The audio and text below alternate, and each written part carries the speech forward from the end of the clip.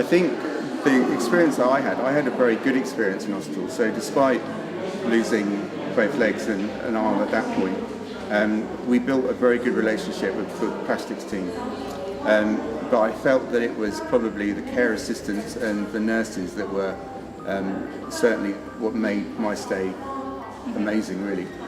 They invested so much more time because they had the time to talk to us, and what was really key for us as a family was that my partner Lucy was informed, as was my mother, and then my son was subsequently informed of what was going on. And I think certainly the plastics team and the surgeons and the doctors, I think the communication was key, and I think that's what made it an incredible stay, really, for what went on. It was a very positive experience for us. But while I was there and while we were having a good experience, there were other patients that weren't having the same kind of care that we had. We were very lucky that we had a huge support network at home, and I think that helped with us moving forward. So when the doctors were giving us information, for instance, somebody could go away and Google what it meant. Obviously we don't, you guys are uber intelligent, and we were just trying to survive, really. So we had people doing practical things like that to help us in our 7 months that we were there. But I think communication is key to a patient's survival. And I think what was more important was that the outside world was brought into the hospital, that you knew that your family was still, working in your business, that your son was still going to school, that people were walking your dog. It was very important to get that outside world into the hospital unit, and I think that's what the doctors did best.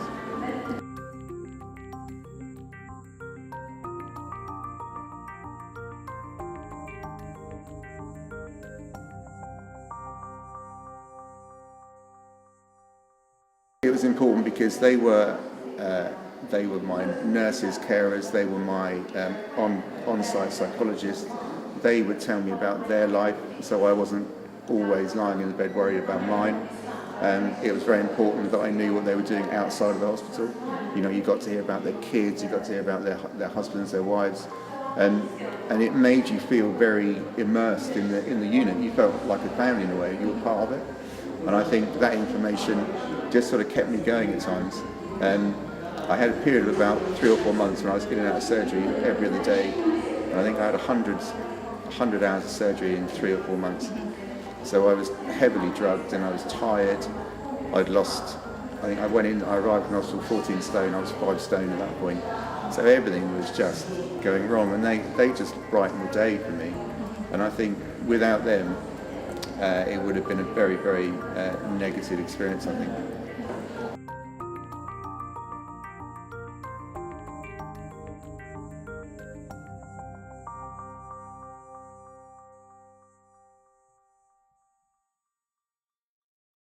I think when I first met my plastic surgeon, I was high on morphine, and I remember I just arrived in Salisbury, so I'd been on life support in Winchester, and then Salisbury was another sort of 40 minutes away. So I arrived in Salisbury, and my plastic surgeon, she sort of came in, and I was on my own at the time, and she just asked me how I was, and I said, well, I'm all right, I feel a bit drugged up, and I knew that I'd nearly died. I was aware of that, but I wasn't aware of what was going to happen next. And she, without anyone around me, she said, you're going to lose your feet, we think, or maybe worse. You're certainly going to lose your left arm above the elbow. We think we can save your right arm, but we're not too sure about that. And then she was gone. And so in that 2-minute period, my life had been turned upside down, but there was nobody there to try and soften the blow. And I think information like that, I understood why she did it in the end. I got my head around it long term. But I think at that moment, information like that, you need to have your family around you. You need that support with you, because that was a life-changing moment for me. And I think that was probably the only negative that I had when I was there. But it was right at the beginning, and as time went on, I understood why it was very cold and calculated, and I understood why it was the family weren't involved. I got that, but I think at that time I needed that support. Yeah. I think in hindsight it would have been better if my family were made aware of the situation before me, and then they had time to process it. I mean, I wasn't thinking straight anyway, so I had a really adverse reaction. I lost the plot overnight. I tried to escape. I couldn't even move, but I felt that I was trying to escape from hospital, but obviously I couldn't do it. And I felt shackled in a way.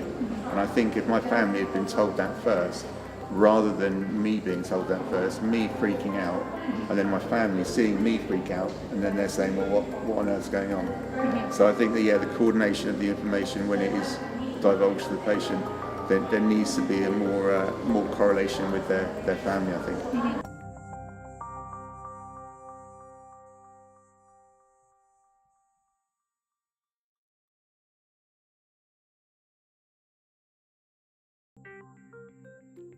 Yeah, I did. So I had in Winchester, I didn't have any psychological support at all, but I was on life support for most of that anyway.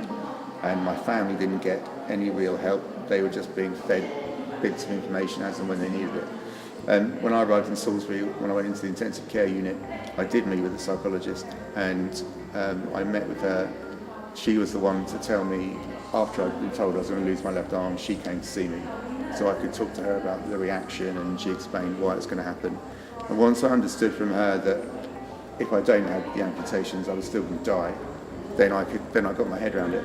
And I only saw her 2 more times, I think, and that was it. I was very lucky that I didn't suffer psychologically.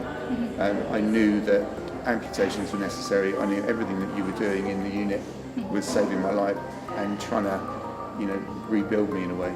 So I didn't need a huge amount of psychology, but she was the only psychologist in 3 trusts. So in the UK, that's about 25 hospitals. So that's 1 psychologist in trauma for 25 units. It's just not enough, and I think luckily for us, we didn't need it, but there were patients certainly in the unit at the same time as me that were crying out for it, and it just wasn't available.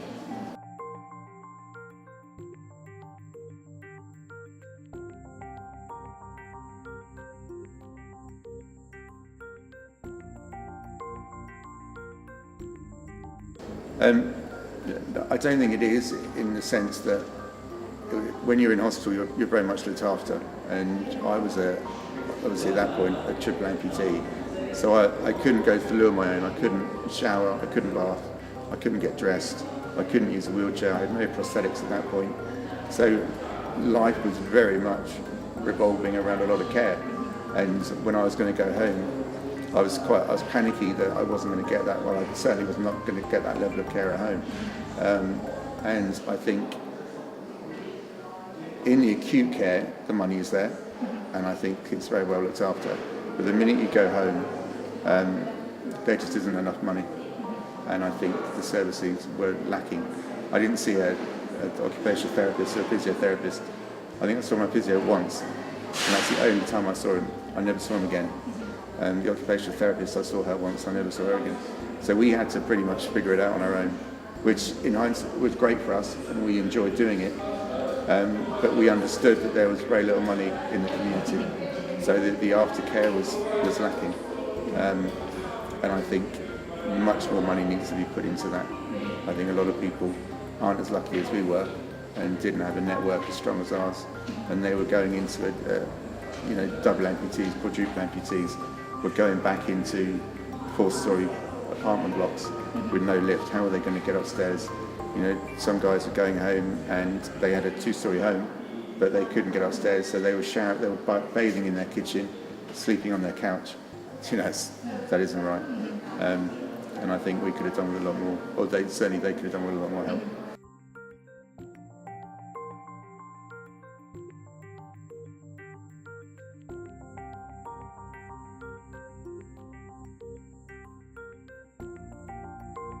So the Alex Lewis Trust came in because we're in hospitality, so when I fell ill, I was the landlord of one pub and Lucy was running a restaurant, and all the locals and all the people that used to support us, all of a sudden they were starting to donate money. They knew what had happened, and when we looked into prosthesis, right at the beginning, we knew that the prosthetics were hellishly expensive, and we knew that sadly the National Health Service could not afford to provide the right level of prosthetics for me to live independently. And so the trust was born, and so people would donate to the trust and they started to raise money. And then the more we looked into it, the more we helped with university research, we helped with patient groups, people that were working with the National Health Service, people that were going around the units for nothing in their spare time, and the public speaking. So initially it started off as just to help me, but as it's grown into something much bigger than that. But it was important because I did not want to live a life without the right kit. I was promised the right prosthesis at the beginning of my hospital stay, and the money had gone by the time I left the unit. So I didn't get the right information from the beginning, the second one to the end. So I think prosthesis are hellishly expensive anyway, and I think the trust was a great way to concentrate my mind. I think it gave me an outlet that I could talk to people. I could start to learn about prosthetics, how much they were going to cost, what I needed to do to maintain body weight, all the sort of stuff that you just wouldn't think of unless you're an amputee. And the trust has grown into something so positive for me, and hopefully it's positive for other people that we help as well.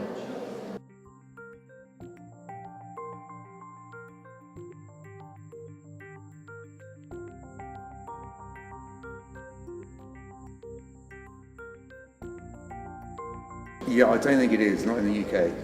I think we really struggle purely because there weren't many in our area. It's very much a postcode lottery in the UK.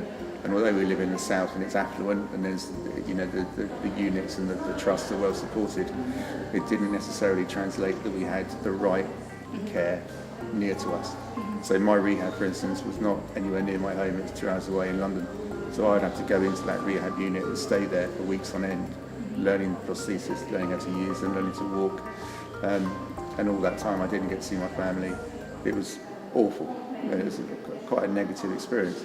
Something that should be positive because you're learning to become more independent, learning to use your prosthesis, and you know that ideally long term this is where you're going to get, so you're going to have to live your life with it and get used to it. It was a very negative time, and I think not having the access to the right people to talk you through it, guide you through it, was critically missing. I was very fortunate that my plastic surgeon gave me her mobile number when I left the unit, and she said, anything you need, give me a call.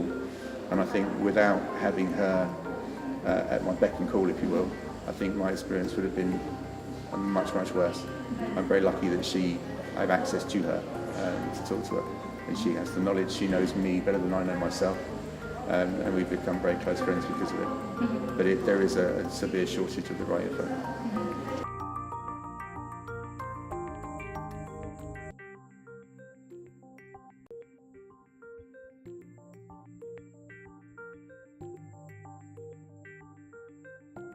No, absolutely not. We made a conscious decision right at the beginning that Lucy would not become my carer. We realised we'd seen and met other patients that had gone through similar to me, and their wives or husbands had stopped work and become their carer. But what we saw was a lot of people, all they had in common and all they talked about was prosthesis, amputations, not being able to do things. And we didn't want that. I wanted Lucy to go to work and come back home at night, and then she could talk to me about what she did in her day. I could talk to her about what I did in my day. And we thought that would be a better way for us and a better system for our son to grow up in. I didn't want him to see mummy looking after daddy all the time. And I think it's worked in our favour in that sense.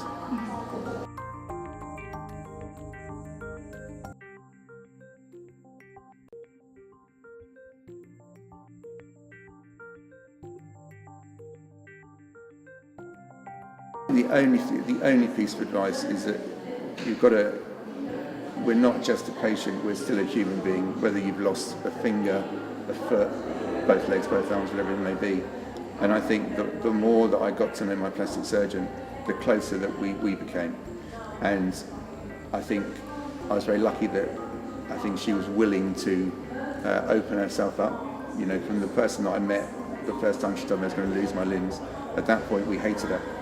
And then as time wore on, we fell in love with her. Because she treated me as a human being, she was very encouraging as to what I could do moving forward.